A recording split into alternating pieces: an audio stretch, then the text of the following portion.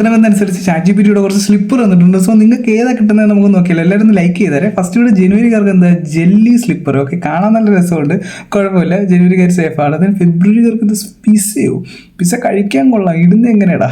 Okay, മാർച്ചുകാർക്ക് crystal slipper. Okay, നല്ല ഹാർഡായിരിക്കുമെന്നേ ഉള്ളൂ, വേറെ കുഴപ്പമൊന്നുമില്ല, നല്ല രസമുണ്ട് കാണാൻ.